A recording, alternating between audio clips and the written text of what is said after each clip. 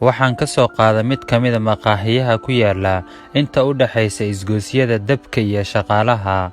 Waa wiil iyo gabar ishaysta gacmaha oo laafyoonaya, sida aan ka dhigtay muuqooda waa kuwo isla haysta oo isku faraxsan, isla jirkooda si aadana isugu riyaaqsan. wiilkii ayaa yidhi, bajaajle, waxaadna kala geynaysaa Albaraka iyo Siinaay ee wadarta xisaabta ii sheeg.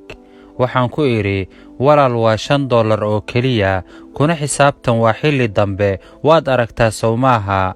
wiilkii ayaa yidhi, ma $5 uun, ina kaxee saaxiib.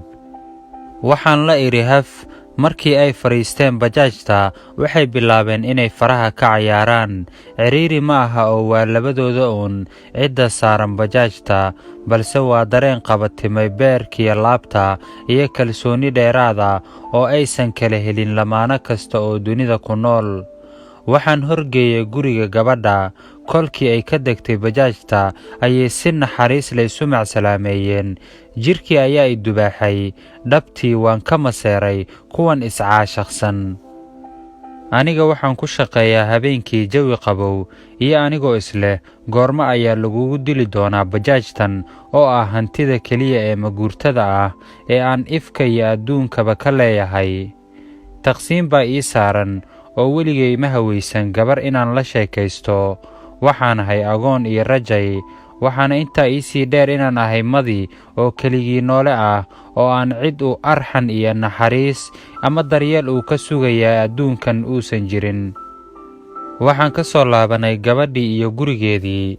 yarkii ayaa ii qabtay sheeko dheer, isagoo ii sheegay inuusan wax hanti ah gacanta ku hayn, balse si kalsooni iyo dhallinyaronimo ku jirto uu ii soo raacay. wuxuu igu yidhi, saaxiib, gabadhani aad baan isku jecelnahay. heer waxay inaga maraysaa dadku ay nagu tilmaamaan inaan waalan nahay oo aanba fayoobeen. waan ku qaatay oo waan ka aqbalay oo waxaan geeyey gurigiisa. wuxuu igu yidhi, saaxiib, magacaygu waa Saadaq, halkan ayaan deganahay, taleefankaaga ii reeb. hubanti sida aad ii dhiirigelisay caawa ayaan anna kuu wanaajin doonaa. waayahay ayaan ku idhi, lambarkaygana waan siiyey, kiisana waan ka qortay. muddo kadib ayaan maalin iska wacay. helow, yaa waaye ayuu yidhi. waxaan idhi, saaxiib, waa Saadaq, ma laysku cayaarayaa mise waad ila kaftamaysaa? wuxuu yidhi, maya, wax cayaar ii kaftan la yidhaa ma jiraan, ee waa aya adiga. waxaan idhi, ma lays inkiraa xataa haddii aan abaal kuu galay? wuxuu yidhi, iga raali noqo walaal, fadlan isku kay sheeg, aniga kuma inkirayo, waa iga dhab oo moobaylkaygii hore waa la iga dhacay, wax taleefana oo ii seefgaraysan ma jiro. waxaan idhi, dhib ma laha walaal, ee aan dib kuu celiyo, waa intaasoo aad ii xasuusataaye. ma jirtaa gabar aad xiriir wadaag ahaydeen oo aad habeen casho u geyn jirtay mid ka mid a maqaaxiyaha ku yaala dabka iyo shaqaalaha? habeenkaas adiga oo shiid ah, bajaaj wiil dhallinyaro ah uu leeyahay, inta la heshiisay kadib meeshii aad gabadha la rabtay markii lagu geeyey, ma u sheegatay baahidaada iyo in taleefankaagu uusan wax qarasha kuugu jirin? wuxuu yidhi, iga raali noqo saaxiib sharmaarke, xaqiiqdii kuma inkirayo, abaal weynna waad igu leedahay. run ahaantii saaxiib qaaliya, in badan ayaan xiriirkaaga raadshay. taarigada tigtaada ama bajaajtaada oo aan qortay xitaa waan kugu raadshay, waxaana la ii sheegay inaad iska iibisay oo uu qof kale wato. waxaan idhi, saaxiib Saadaqow, iiga waran qoftii. wuxuu yidhi, saaxiib, ma adiga ayaaba war og? gabadhii waan isguursanay oo hadda hal wiil ayay ii dhashay.